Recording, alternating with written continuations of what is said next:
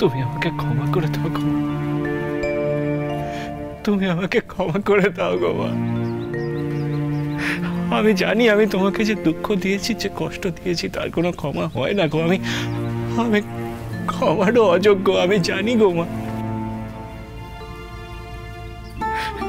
কিন্তু মা গো, তুমি তো মা গো। সন্তানের শত অপরাধও যে মায়ের স্নেহের চোখ ক্ষমা করে দেয় গো মা, ক্ষমা করে দেয়।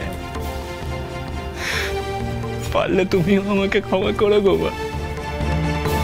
আমি কি করবো বলো? স্বয়ং মা তারা আমায় ডেকেছেন গো, আমার বড় মা আমাকে ডেকেছে। আমি সেই ডাক উপেক্ষা করে কি করে তোমার কোলে ফিরে যাব গো মা? আমি যে নিরুপায় মা, আমি যে নিরুপায় গো। কি করে আমি তোমার কাছে ফিরে যাব? আমি যে আমার জীবন মরণ সব কিছু বড় মার পায়ে যে সমর্পণ করেছি গো মা। বড় মা, বড় মা গো, এই তো আমি তো এসেছি গো বড় মা। তোমার ডাক শুনে তো আমি এসেছি গো। সবকিছু ছেড়ে দিয়ে, আমার মাকে ছেড়ে দিয়ে, ভাই দিদি সবাইকে ছেড়ে দিয়ে আমি তোমার কাছে এসেছি গো বড় মা। তাহলে কেন কেন বড় মা, কেন কেন তুমি আমাকে দেখা দিচ্ছ না বড় মা? কেন তুমি আমার থেকে দূরে দূরে আছো বড় মা? কেন? দেখা দাও বড় মা, দেখা দাও, আমাকে দেখা দাও বড় মা, আমাকে দেখা দাও, দেখা দাও। চাইলেই কি মাকে পাওয়া যায় রে?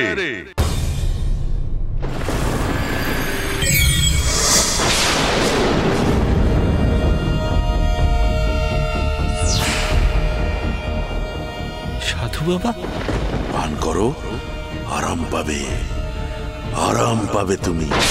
এই তরলে তোমার মন প্রাণ সব শান্ত হয়ে যাবে। কি তুমি তো সেই সাধু বাবা? ওই সেদিন আমার মাথার মধ্যে সব ওলট পালট হয়ে যাচ্ছিল, তুমি একটা তরল পানীয় এলে আমাকে খেতে দিলে। হ্যাঁ রে বেটা, আমি সেই। মনে আছে তোর? তোর মাথায় খুব যন্ত্রণা হচ্ছিল, আমি তোকে তরল পান করতে দিলাম। ওই তরল পান করে তুই ঘুমিয়ে পড়লি।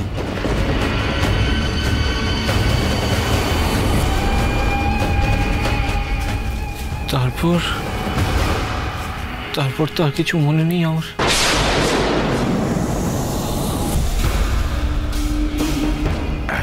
তারপর আর কি, ওই তো তুই ঘুমিয়ে পড়লি, ঘুম থেকে উঠে সুস্থ হয়ে বাড়ি চলে গেলি। বলছি, আজ এখানে কেন এসেছিস বাবা? হ্যাঁ, আমাকে তো আমার বড় মা বললো যে আয় বাবা আয়, তুই আমার কাছে আয়, এখন থেকে তুই আমার কাছেই থাকবি। আর তাই তো আমি সবকিছু ছেড়ে ছেড়ে দিয়ে চলে এলাম গো। বুঝেছি, তুই আবার আমার পথের কাঁটা হওয়ার জন্য এসেছিস। সেদিন তোকে মাটি চাপা দিয়ে মারতে পারিনি, অস্ত্র ছুড়েও ব্যর্থ হয়েছি। তবে এবার তোকে যখন হাতের কাছে পেয়েছি, তখন আর পার পাবি না। যেভাবেই হোক তোর মতো শত্রুকে আজ আমি শেষ করবই। ও সাধু বাবা, কি ভাবছো? কিছু না, তোর কথাই ভাবছি রে বেটা। তা তুমি এতদিন কোথায় ছিলে গো? তোমায় দেখিনি তো। আমার কি কোথাও যাওয়ার ঠিক আছে রে বেটা? মা তারাই আমাকে যখন যেখানে যেতে বলে আমি সেখানেই ছুটে চলে যাই। মায়ের টানেই আমি সারা জগৎময় ভেসে বেড়াই রে। মায়ের টানে সারা জগৎময় ভেসে বেড়াও? হ্যাঁ। তুমি মা তারাকে দেখেছো? দেখেছি মানে বহুবার দেখেছি। তুই মাকে দেখতে চাস? হ্যাঁ, দেখাও না গো সাধু বাবা, একবার মা তারাকে দেখাও না। মা তারার দর্শন পাওয়ার জন্য, বড় মার দর্শন পাওয়ার জন্য ওই সব কিছু করতে পারি গো, সব কিছু করতে পারি। সত্যি বলছিস? সব কিছু করতে পারবি? হ্যাঁ পারি তো, এই তো এই তো। আমি তোমার পা ছুঁয়ে বলছি গো, আমি পারবো, সব পারবো।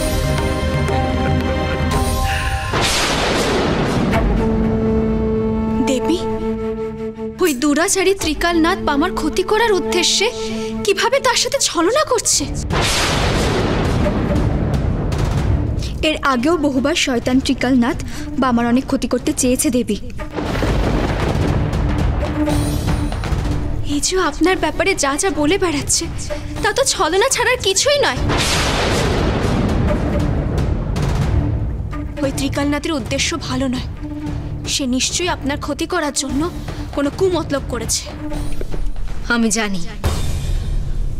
জানি ওই ত্রিকালনাথের উদ্দেশ্য ঠিক নয়।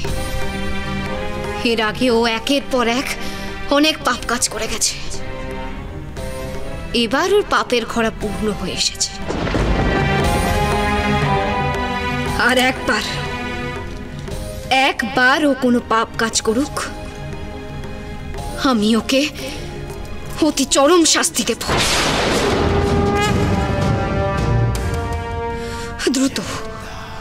অতি দ্রুত চরম কাল নেমে আসবে ওই মহাসাধকের ভেগধারী শয়তান ত্রিকালনাথের।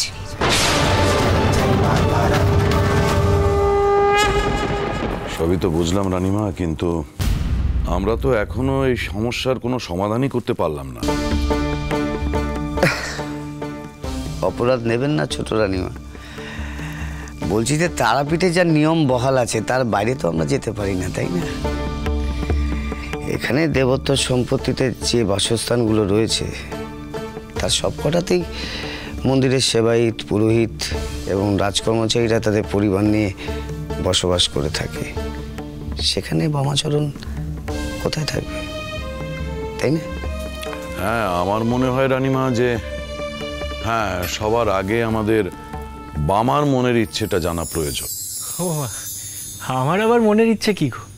বড় মার যা ইচ্ছে আমারও তাই ইচ্ছে। তা তুই কি ভেবে দেখলি তুই কোথায় থাকবি? সে কি কথা গো রানীমা, আমি ভাবতে যাব কেন? আমার বড় মাই জানে যে তার ছেলে কোথায় থাকবে। তোমরা কিছু ভেবো না গো, আমি বড় মার দুয়ারেই পড়ে থাকবো।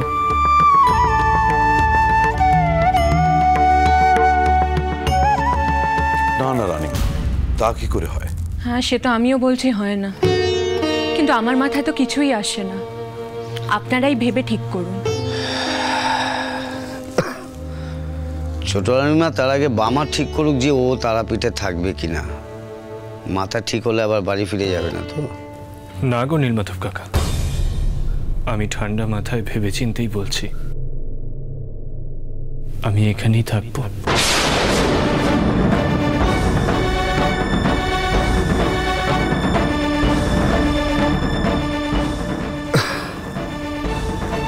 ও, তাহলে তো ভাবতেই হচ্ছে। না না, একটা ছেলে দিনের পর দিন মন্দিরের চাতালে পড়ে থাকবে, তা আবার হয় নাকি রানীমা? সে তো আমিও বুঝি। আপনারা ভালো করে ভাবুন, ভেবে ঠিক করুন কি ব্যবস্থা করতে চান। আমি আসি।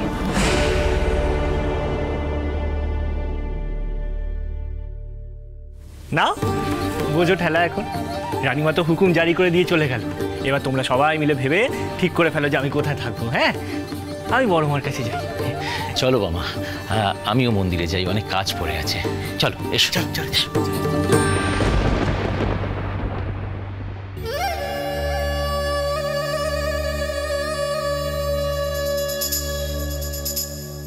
বড় ঠাকুর, আমার কিন্তু ইচ্ছে নয় যে বামা তারাপীঠে থাকুক। আপনার মনের ইচ্ছে আমার অজানা নয় নায়েব মশাই, কিন্তু আমাকেও তো রানীমার ইচ্ছের মর্যাদাটা রাখতে হবে। বেশ, তাহলে আপনি রানীমার ইচ্ছের মর্যাদাটা রাখুন। তবে একটা কথা জেনে রাখবেন, নিয়ম ভাঙলে আমি কিন্তু আপনাকে বাধা দেব। আপনি নিশ্চিন্তে থাকতে পারেন নায়েব মশাই, যা হবে নিয়ম মেনেই হবে। মহাবীর